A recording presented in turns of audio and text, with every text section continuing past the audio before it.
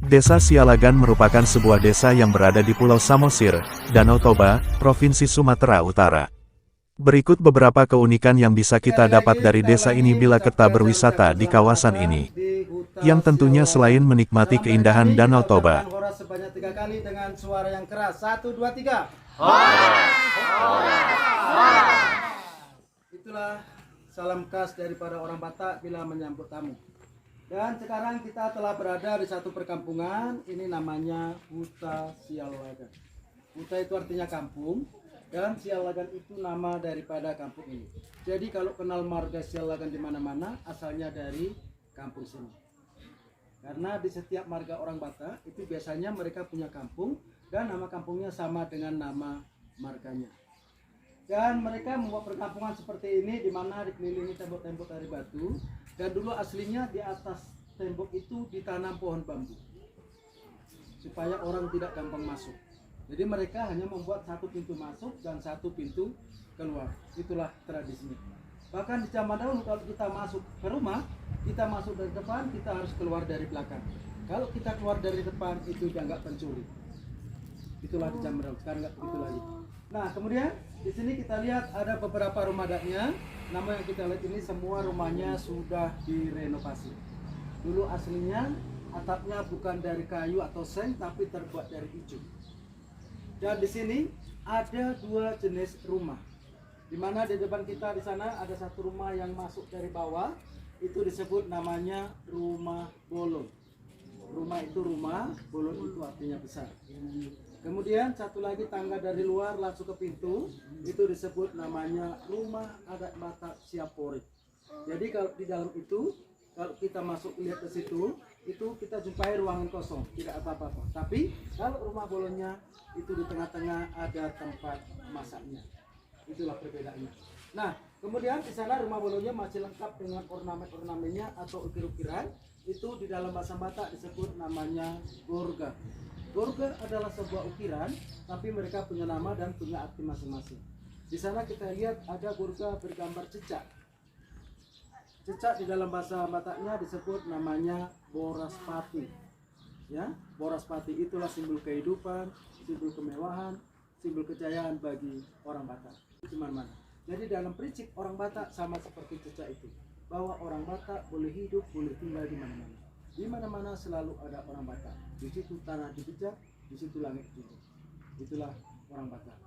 Ya, jadi orang Batak memang suaranya sangat-sangat keras, tapi hanya suara yang keras, ya. Artinya enggak keras, gitu. Ya. Nah, kemudian di depan cecak dibuat ada 4 bulat-bulatan. Ya, di depan cecak dibuat ada 4 bulat-bulatan. Itu adalah simbol daripada panarusan. Maaf, panjara wanita. Kenapa dibuat 4? Ya, bukan masuknya orang Batak punya 4, bukan. Sama seperti kita ada 2. Itu adalah simbol kesuburan. Ada pepatah orang Batak mengatakan, marana 10 pintu, maraburu 10 lonom. Artinya, kalau mereka bermanaga, mereka berharap punya keturunan. Anak laki-laki 17 dan 16 perempuan. Itulah harapan mereka. Ya. Nah, kemudian di belakang cecak itu ada topeng-topeng. Itu disebut namanya gorga, singa-singa, dan jaga dokpak. Dan itu fungsinya di zaman dahulu adalah sebagai untuk penolak bala. Kenapa? Karena kehidupan mereka di waktu itu adalah masih animisme.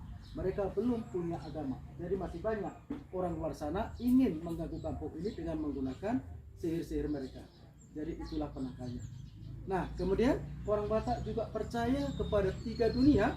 Dia simbolkan dari warna mereka. Ada putih, merah, dan hitam. Dalam bahasa Bataknya mereka katakan Banua Gijang, Banua Tonga, dan Banua Toro. Warna putih adalah dunia atas, merah dunia tengah, hitam dunia bawah. Itu arti daripada ketiga warna itu. Kemudian pintunya juga kecil-kecil. Ya, itu kalau kita mau masuk ke dalam kita harus menunduk. Ya, jadi nanti kita bisa masuk di rumah bolong itu. Kita masuk dari bawah. Tapi ingat, kalau kita mau nyampe ke dalam, kita harus menunduk. Kalau kita tidak menunduk sampai kapanpun, kita nggak nyampe ke dalam. Ya, nggak nyampe. Paling kepala kita yang rusak. Ya, harus menunduk. Kalau nggak menunduk, kepala kita pasti kena apa itu. Iya. Oke. Nah, kemudian rumah Batak itu dibuat ada 3 bagian. Yang paling bawah di kolong dulu adalah tempat untuk ternak-ternak mereka. Dulu paling banyak kerbau dan babi. Makanya mereka membuat tinggi kolongnya itu setinggi kerbau yang paling tinggi. Masuk kampung ini. Nah, kemudian di tengah-tengah adalah tempat tinggal mereka. Jadi semua rumah adat ini tidak ada kamar. Tidak menggunakan kamar. Jadi di zaman dulu tidurnya di lantai rame-rame. Tapi kalau di rumah Bolot ini, di tengah-tengah ada tempat masaknya. Lalu tidurnya di samping kanan kiri tempat masak tadi. Kemudian di tempat masak itu dibuatlah satu patar-patar atau sasalen namanya. Itu tempat untuk menyimpan kayu-kayu bakar mereka. Kemudian di atas dibuat dua bagian, di mana di belakang adalah tempat barang-barang mereka. Lalu di depan sini adalah tempat untuk panggorsi, yaitu pemain gondang. Dimana kalau ada pesta dia selalu pakai gondang, lalu acaranya di halaman sini. Kemudian bentuk atapnya itu dibuat menyerupai sebuah solu atau sampan, dan mereka membuat ujung di depan dan ujung di belakang tidak sama tingginya. Ya, tidak sama tinggi. Yang tinggi adalah yang di belakang. Ya, yang di belakang. Jadi artinya orang tua ada di depan, anak di belakang. Dan kalau mereka punya anak, tentu mereka sekolahkan sampai semampu mereka dengan harapan nanti kehidupannya anaknya harus lebih maju daripada kedua orang tuanya. Ya, anak koki do amoral dia, itulah filosofinya. Ya, oke, itulah cerita sedikit tentang rumah adatnya. Kemudian kita beralih ke bawah pohon itu. Di situ ada satu pohon namanya pohon hariara.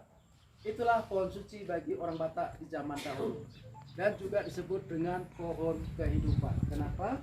Karena di waktu itu kalau mereka mau membuka atau membuat perkampungan, maka itu pohon akan ditanam terlebih dahulu.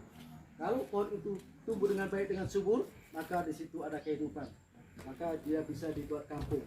Dan setelah besar, maka dia dibuatlah untuk seperti persembahan mereka, disembah-sembah. Ya. Nah, kemudian di bawah pohon itu ada seperangkat meja dan kursi yang terbuat dari batu. Itulah salah satu peninggalan raja yang masih asli, dan itu umurnya sudah ada sekitar 600 tahun. Ya, 600 tahun. Jadi itu digunakan raja-raja di zaman dulu adalah sebagai tempat untuk rapat. Makanya orang Batak itu sampai sekarang jago rapat.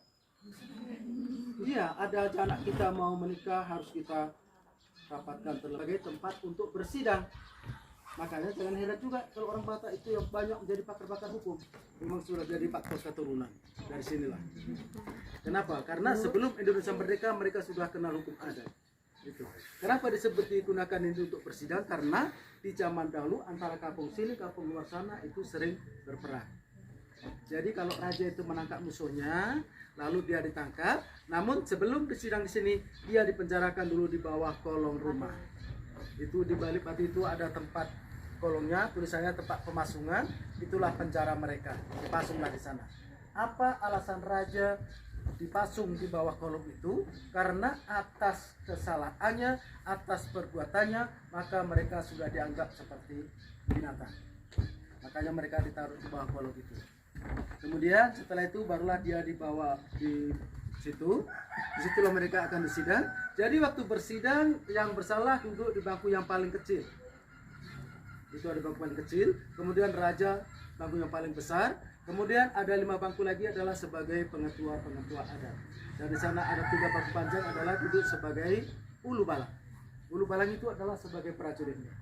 Kemudian setelah itu barulah raja akan menentukan hukuman bagi mereka yang bersalah, tetapi raja juga melihat dari kesalahannya.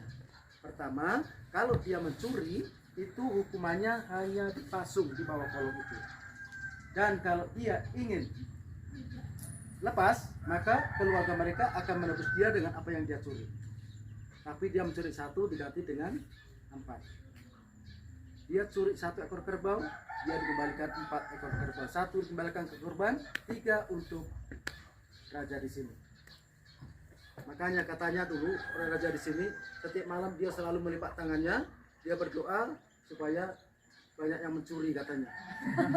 Karena dia dapat 3. Ya, itulah apa mereka. 86 ya. Iya. Nah, tapi kalau keluarganya tidak sanggup menebus itu, maka dia tetap menjadi tawanan raja, dikasih makan, disuruh bekerja, tapi nggak dikasih upah dengan waktu yang ditentukan oleh raja sendiri. Tapi kalau dia bersalah besar seperti dia musuhnya, mata-mata musuh, wajib menghukum dia dengan hukuman mati, dengan cara dia dipenggal. Ya, jadi setelah ditentukan hukum mati, untuk melaksanakan hukumannya nggak di sini, dia dibawa di balik sana. Nanti kita ke sana. Ya, jadi di sini hanya tempat untuk bersidang ataupun rapat. Oke. Kemudian di sini ada dua kayu yang berdiri di ukir. Ini adalah salah satu simbol daripada tongkat raja, namanya Tukut Tunggal Panaluan. Itulah tongkat kebesaran khususnya orang Batak semua. Kemudian di sini ada 3 rumah yang terbuka, ya. Di sana adalah rumah tempat tinggalnya, tapi kalau yang 3 ini adalah disebut namanya sopo. Soponya terbuka, tapi yang paling atas itu digunakan untuk menyimpan hasil-hasil bumi mereka sebagai lumbung mereka. Kemudian di bawah itu ada patung yang bisa bergerak menari tadi, yang sudah kita menemani menari. Itulah namanya patung si Kale-Kale. Dulu aslinya itu orang, namanya si Manggale.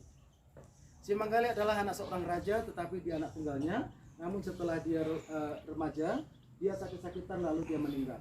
Karena dia anak tunggalnya, maka orang tuanya selalu menangis kalau mengingat itu si Manggale tadi. Lalu datanglah seorang datu atau dukunnya, tibalah patung yang sama, yang mirip dengan si Manggale tadi. Lalu bagaimana itu bisa bergerak? Datanglah dukun tadi, tibalah acara ritual di situ, dipanggillah roh daripada si Manggale tadi. Lalu datang rohnya langsung masuk ke dalam patung itu. Maka patung itu bisa bergerak. Jadi di zaman dulu memang kalau mau menggerakkan itu harus bikin acara seperti itu. Jadi sekarang karena kita sudah beragama, untuk melakukan hal seperti itu sudah dilarang oleh agama. Jadi tadi kita menari, itu bisa menari, mereka nggak panggil rohnya, rohnya langsung datang sendiri. Cuma bunyi pusing, rohnya langsung masuk ke kolong sana. Itu rohnya ya. Iya. Oke, jadi itulah singkat cerita tentang di sini. Dan selanjutnya kita ke tempat eksekusi. Ada mau ditanya di sini? Ya. Ini adalah kampung Marga Sialagan, yang tinggal tentu Marga Sialagan. Tapi marga lain boleh tinggal di sini, itu namanya Boru. Jadi Boru boleh tinggal di sini tapi tidak bisa untuk memiliki.